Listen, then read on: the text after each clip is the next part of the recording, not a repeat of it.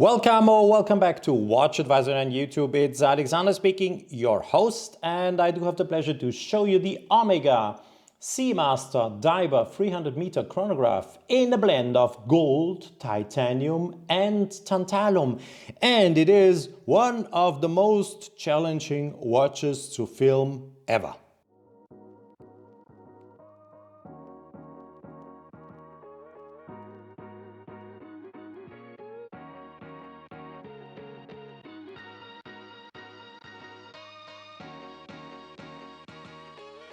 Don't forget to subscribe and to hit the bell to get our latest notifications. And I want to start the video with some scenes I have already been filming in the sun, shade, etc. So please have a first look and enjoy the watch, how it presents itself under different light conditions.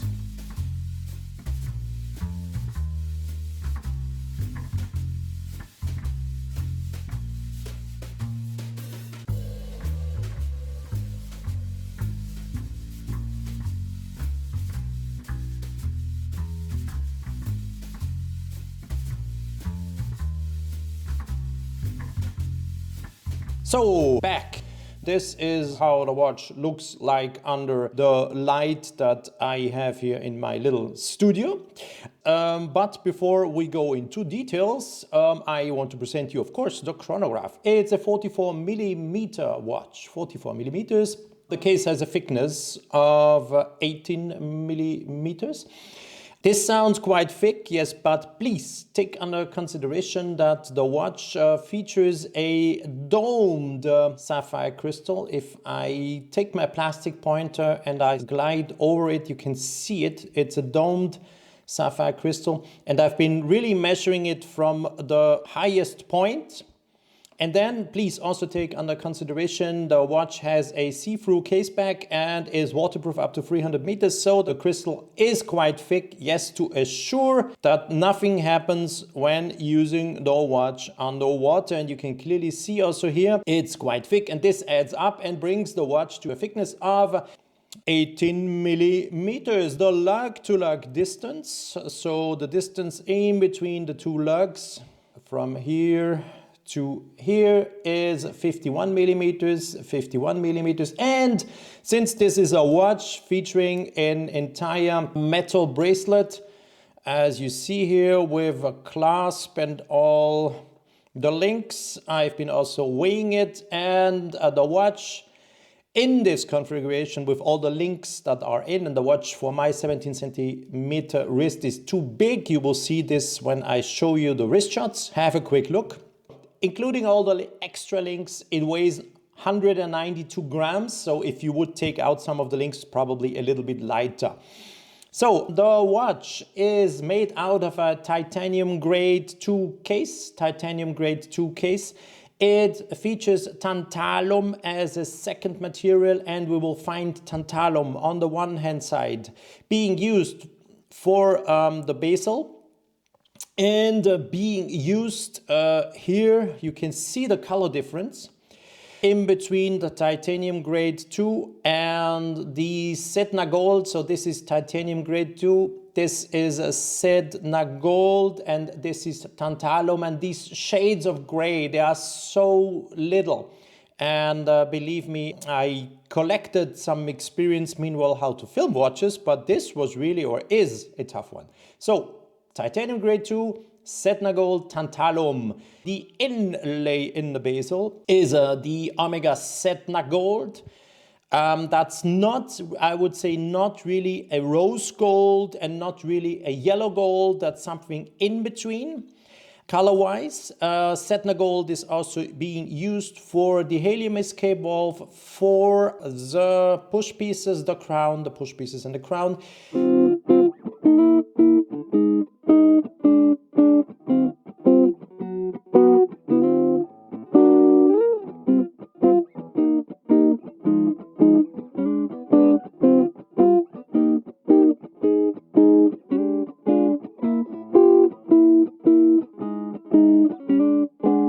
Let me put the hands back, as I always want them to smile at you. There we go. I will also stop the watch for a purpose now. So the crown, as you can see, it's of course a screw down crown. I've been unscrewing it, then first position, second position, and third position to stop it. And you saw the watch has stopped now. Why I did this? Because I wanted to show you the zirconium dioxide dial with those typical wave design on the dial. So the ceramic surface is laser treated. So they did this beautiful wave design on the zirconium dioxide dial. In contrast to it, the Sedna gold inlay in the bezel is laser ablated, and the laser ablation brings out this wonderful diving scale. So this is in a nice blue that, by the way, is also almost identical to my gloves I'm wearing, and to the setting of my little recording studio. So I said before, this is a ceramic dial with a wave design. Of course, the color of the date discs absolutely matches the color of the dial. That's how it should be. Then what the watch features is a running second at position of 9 o'clock. And if you ask yourself, where are the counters for the chronograph? There is one counter featuring both the hour and the minute counter, and the organization, or how this counter is organized, is you read the elapsed stop time like from a watch. So actually the chronograph has been running for 10 hours and some 42 minutes. Easy to see. It's like you read it like a watch. So I will now pull again in. So the chronograph restarted to tick, to run, or to take time. It is the Calibre 9900, the new Omega Calibre 9900. The semi-oscillations 28800, that's 4 Hertz, or what you see on the dial is 1/8 of a second. Well, it's not a flyback chrono. So if I push here, nothing happens, so it's not a flyback chronograph, but we do clearly have a column wheel, so absolute smooth, and as I always try to mention in these videos, an absolutely perfect haptic or perfect feeling when you stop the chronograph, because there's that one particular distinguished point. You reach it, you push, and the chronograph starts, and the same of course happens when you want to stop it. Okay, now what I will do, please watch carefully. I will reset, and I told you that's the hour and minute counter of the chronograph. Hour and minute counter of the chronograph. Please look at it. I'm coming a little bit closer into the camera without getting too many reflections, but you can see it now. I will pull away the hands. I think we have to do this. So let me clearly show you this. So you can see that's a sub counter organized like a watch. You have in gold the hour counter, and in white with some super luminova on it the minute counter. And as I told you, we have been measuring the elapsed time of 10 hours and some 42 or 43 minutes and the seconds, of course. So let me then show you what happens when I do reset. Watch closely. There you go. You clearly saw that both hands here, and of course the central second hand, went back to 0. I will restart the chronograph, and after a while I will come back on the dial, and we will see that the watch again restarts the same way as I showed you. Well, that's it.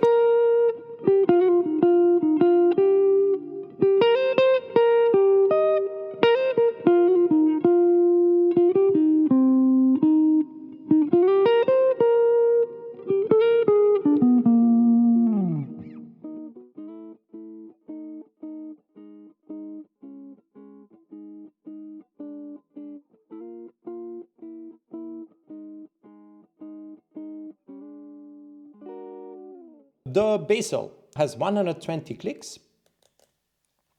Listen to the solid sound, please.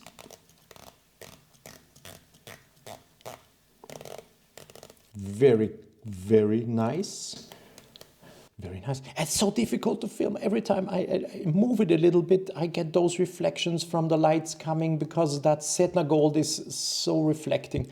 Oh, yeah. Okay, yeah. Then let's go to the side of the watch. So this is a plate, a gold plate, to be precise, a Sedna gold plate that will, when the watch then is sold, feature an ongoing number. It's a numbered version, but not a limited version. So actually you see number 0 because this is a watch that is clearly marked on its case, not for sale. So it's a watch coming from Omega that is not supposed to be sold. Beside of the ongoing number, you do have hallmarks proving that this plate you see in your picture is made out of Sedna gold. So as always, we do also have the helium escape valve. Now there is, of course, the discussion. I know your comments and I know what you're saying. I can tell you it is part of the design of the Seamaster, as for another watch company, the Cyclops on the dial to magnify the date discs are also part of the design, and I have not yet heard anyone complaining about the Cyclops on the sapphire crystal. So please take this not as something that is disturbing or, yeah, it is part of the design. It is part of the iconic design of the Seamaster collection. The push pieces are not screw down push pieces. This is just design, what you see here. This is design, but not used. So these push pieces start, stop. You don't need to unscrew or screw something. So I told you screw down crown, yes, so we can screw down the crown. I will go in the first position and show you something I very much like.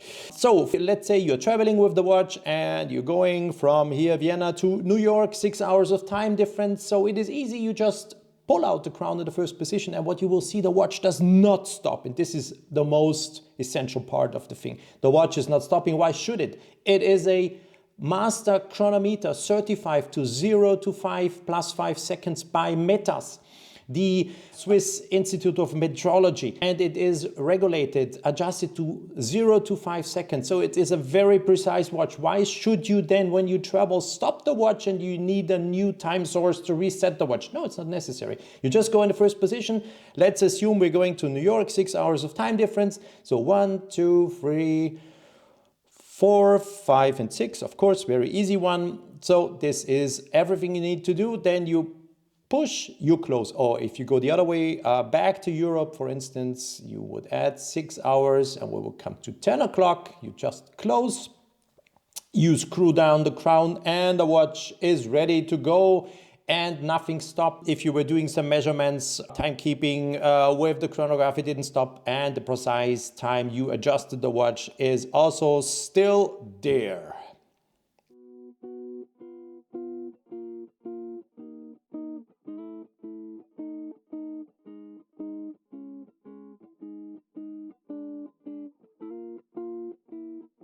So when turning the watch around, what do we see? We do have, as I already mentioned in the beginning, this sapphire crystal with the Omega Seahorse engraved on it. Yes, the watch is upside down for a special purpose in a moment, because I wanted to show you the column wheel. The column wheel is here clearly to see, not covered by the Seahorse. The Seahorse is only partially covering the movement, and it is only covering the center where you anyhow wouldn't see anything else than bridges or the main plate and the rotor. So you still see the escapement wheel here with the silicone hairspring oscillating, as I said, at 4 Hertz or 28,800 semi-oscillations per hour. You clearly see the column wheel, can even see it operating when you look on it. So the Seahorse is not covering the movement. I had to do this way because it's pretty tricky to film. Now I will go and turn the watch around.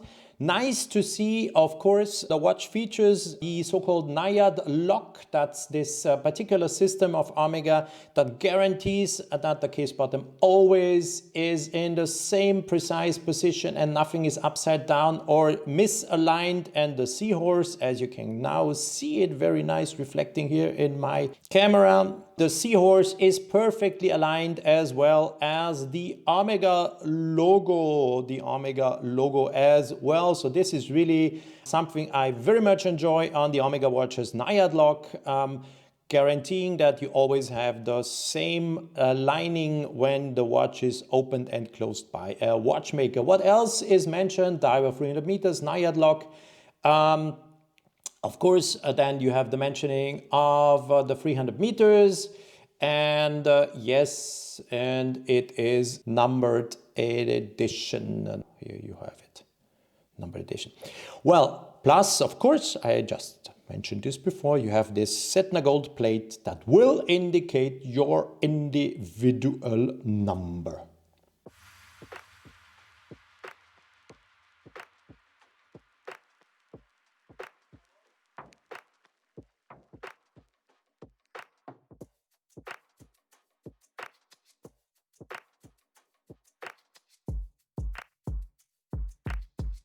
The bracelet being made out of titanium grade 2, Sedna gold and tantalum. Of course, the clasp features a adjustment for the length, as you can see here, reflecting the light. It is written push. Once I push down, you will see this is now exactly the amount of millimeters you can adjust the clasp. So this is what you can do. Now, look, I'm pushing. I have to really push it down. Yeah, there it goes. Not as easy as I thought. So you push. You hear this? And then you can adjust, but it is clearly you need, there you go. You saw, this is now how it looks like. The same angle as I did before. You can see this compared to before. This is the length you can adjust here. Unfortunately, I don't have a third hand, so I could use my plastic pointer to show you this. So this is how to adjust the length. Then you have the folding clasp. Very nice. Engraved with the Omega logo. There it is, the Omega logo. Now please look at the sub counter and the chronograph counter. It will now exactly show 19 minutes. There we go. So I stopped it first, did the reset, and now you clearly see how this counter is built. So we do have the hour hand and the minute hand, and you read the elapsed time of the chronograph as you would read it from a watch. So 19 minutes, so easy to read. I would even would like to say this is the most easiest way of intuitively read a chronograph. So you don't need to figure out one counter, add up, and the second counter and add both up. So you just read it as if it would be the time. So it is almost 20 minutes. Now you see here, the second hand is approaching, and then we will have 20 minutes of elapsed time on the chronograph. So whilst we are watching some pictures of the watch taken in different light conditions, let me give you some information about the grade 2 titanium. So titanium alloys are extraordinarily corrosion resistant, biochemically inert, and able to withstand extreme temperatures. The grade 2 titanium is in fact heat treatable, which means it gains additional strength via the heat treatment process, making it perfect for moving part in challenging environments. And Omega has made use of grade 2 titanium many times in its watchmaking history on watches such as the Speedmaster X33 and of course early editions of the Seamaster Diver 300. Tantalum that Omega uses on the bracelet and the bezel. Tantalum is a lustrous blue-gray metal that is more rare than gold, harder than steel, and highly corrosion resistant. Its inertness makes it a valuable alternative to platinum, dark, dense, and pliable, and highly conductive of heat and electricity. It is particularly difficult to work with, adding to its rare use within the watch industry. So very nice, and a nice color difference that you may discover when you are watching those pictures right now. Some words to the 18 karat Sedna gold. Omega Zone rose gold is an alloy blended from gold, at least 75%, copper for color and palladium for stability. The result is a unique reddish tone that is warm and particularly long lasting. The unique 18 karat gold takes its name from Sedna, an orbiting dwarf planet described as one of the reddest in our solar system. Yes, this is the chronograph on my wrist, 17 centimeters. This 44mm chronograph, it is a huge chronograph, but still the color combination of the beautiful blue ceramic dial with the engraved waves, the combination of tantalum, of titanium grade 2 and a Sedna gold still makes it a watch that is, in my humble opinion, even wearable for me. Yes, with my 17 centimeter wrist, I would wear the watch. It is, yes, a statement on the wrist, I have to agree, but still, as I said, the combination of those colors on the one hand side do make it not look as big as it is. 60 hours of power reserve, I did not mention this. So really a watch that you can also put beside for a while, 60 hours. I think I mentioned everything you need to know about the chronograph. Thanks for watching the video once again, for joining WatchAdvisor on YouTube. If you have questions, please use the comment section underneath. Ask me and I will be more than happy to answer you. And if you have your comments, please post them and let me know what you think about a wonderful chronograph coming from Omega. Here, a last view on the beautiful dial. Zirconium dioxide ceramic dial with those waves, so beautiful. Here one last look to the crown and to the bezel with the Sedna gold inlay. There you go. Bye bye. Thanks for watching and see you back soon on WatchAdvisor on YouTube.